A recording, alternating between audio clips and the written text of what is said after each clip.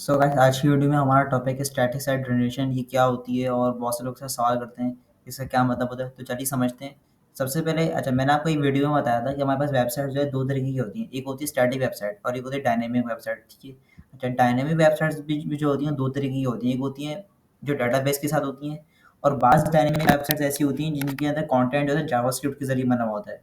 यानी उसके अंदर जो है एचटीएमएल से जावास्क्रिप्ट की तरह काम नहीं होया हुआ था।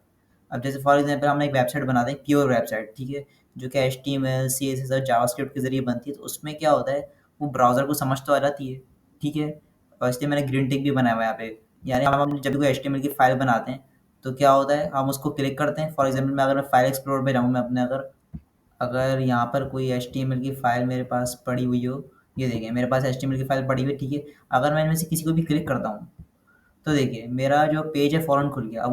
अब वो अलग बात है कि कंटेंट नहीं था मेरी फ़ाइल के अंदर, लेकिन जैसे मेरी वेबसाइट खुल गई थी, ठीक है।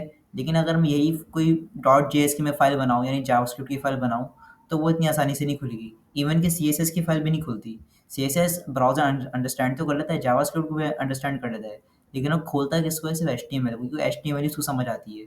तो अब क्या होता है कि जब हम अपनी कोई वेबसाइट जावास्क्रिप्ट के फ्रेमवर्क के ज़रिए बनाते हैं, रिएक्ट के ज़रिए, व्यू के ज़रिए, एंगुलर के ज़रिए, तो उसमें क्या होता है कि उसको जो कंटेंट है समझ नहीं आ रहा होता। देखिए ब्राउज़र को ये बात समझा दी गई है कि भाई देखो, अगर तुम्हारे पास एचटीएमएल है तो समझ जाओ कि वो तुम्हारी वेबसाइट उसका स्ट्रक्चर है, ठीक है। सीएसएस अगर है तो समझ लो उसकी स्टाइलिंग, और जावास्क्रिप्ट अगर है तो समझ लो उसकी फंक्शनैलिटी है। अब जब हम रिएक्ट यूज़ करते हैं, रिएक्ट के अंदर तो आपको पता है हमारे पास जीएसएक्स होता है। हमारे पास, मैं यहाँ पे लिख भी देता हूँ ब्लैक से, जीएसएक्स, ठीक है। ये सिंटैक्स होता है जावास्क्रिप्ट का, जो कि आपको मालूम ही होगा। तो अब जेएसएक्स जो होता है उसको समझ नहीं आता। हमें तो समझ आ जाता है, ब्राउज़र को समझ नहीं आता। उसके लिए फिर हमें क्या करना पड़ता है, उसके लिए हमें बनाना पड़ता है बिल्ड। मैं यहाँ पे लिख देता हूँ, यहाँ पर हमें बनाना पड़ता है बिल्ड। बिल्ड क्या होता है, बिल्ड होती है हमारी स्टैटिक साइट जनरेशन, जिसको जो कि आज हमारा टॉपिक है।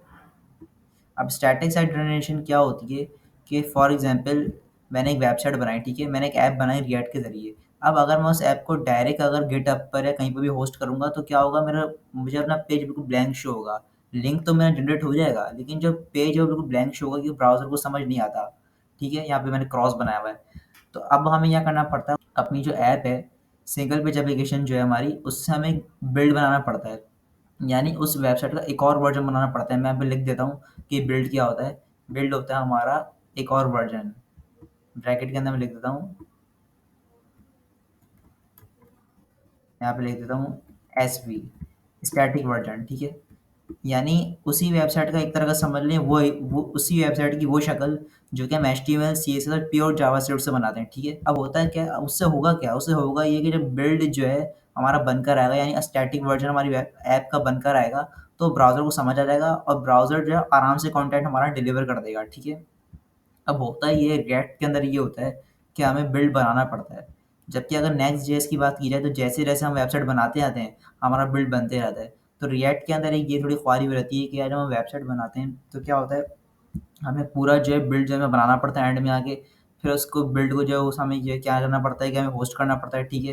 तो इससे क्या होता है, थोड़ी-सी देखिए ख्वारी हो रहती है। लेकिन नेक्स्ट जेएस के अंदर क्या होता है कि स्टैटिक साइट जनरेशन जो है ऑटोमैटिकली हो रही होती है, ठीक है। तो इससे काफ़ी काम आसान हो जाता है हमारा।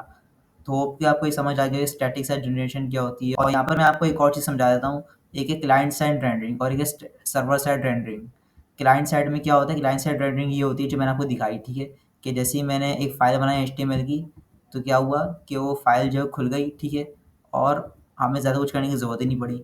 जबकि सर्वर साइड रेंडरिंग क्या होती है कि आपकी जो फाइल्स हैं वो ब्राउज़र को, मैंने जैसे कि आपको बताया कि जावास्क्रिप्ट जो है, जेएसएक्स जो है, वो ब्राउज़र को समझ नहीं आती। तो हमें क्या करना पड़ता है कि अपनी जो रिएक्ट ऐप है या जो भी है जो हम व्यू से बना रहे हैं, एंगुलर से बना रहे हैं, हमें क्या करना पड़ता है कि हमें उस ऐप को सर्वर पे व्यू करना पड़ता है, जिसको हम अक्सर लोकल होस्ट भी कहते हैं। मैं यहाँ पे लिख भी देता हूँ एलएच से, लोकल होस्ट, ठीक है।